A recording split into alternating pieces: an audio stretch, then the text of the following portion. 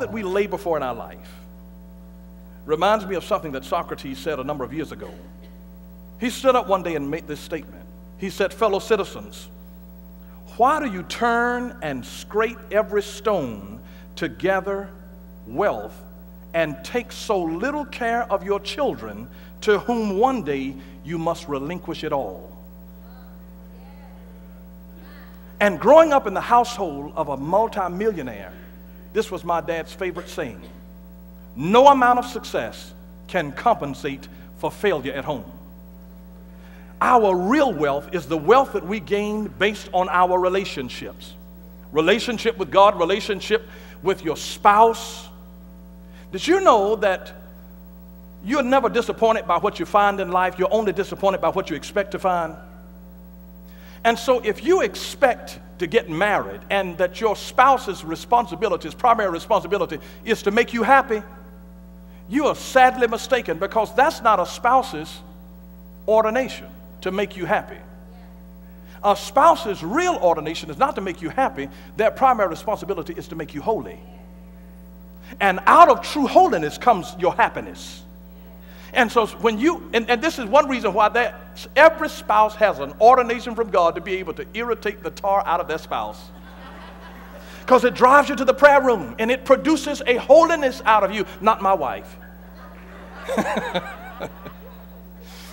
And so it is because of their shortcomings, it's because of their idiosyncrasies that it actually produces a holiness to us, because it drives us to the bleeding side of Calvary. It takes us into the throne room, to where out of our holiness, where we become pleasing to God because we become like Him, really flows our happiness, and that brings into us the stability of the real joy that I believe that we're always supposed to have in life. And so it's an interesting ordeal, because too many times we make our primary emphasis in life trying to make heaven our home, when we ought to be trying to make our homes heavenly.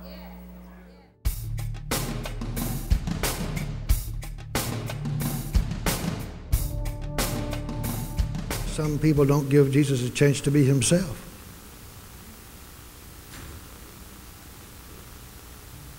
If you study the Bible, folks, you know as well as I do that He has promised you that He will be anything to you if you'll let Him be it. If you have a wife that passes away, if you have a mother that passes away, if you have a sister that passes away and hurts you very much and leave you lonely, the Lord said, "I'll be a brother to you. I'll be a father to you. I'll be a mother to you."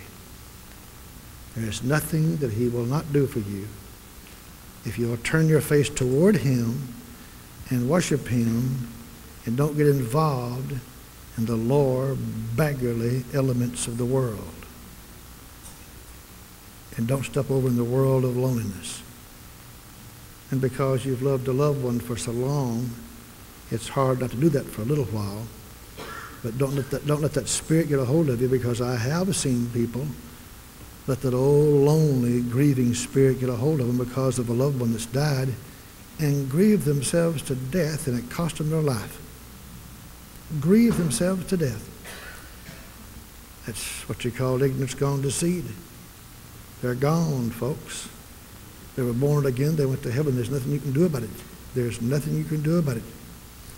And you might as well live your life full of joy and peace, because Jesus said, and if you'll worship Him in your room,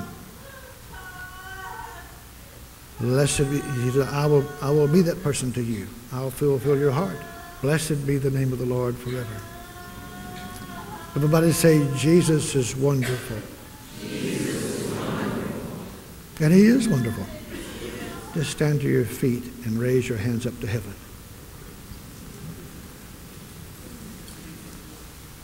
Everybody say, Heavenly Father, cover me with your miracle power to take care of my situation. Whatever it may be,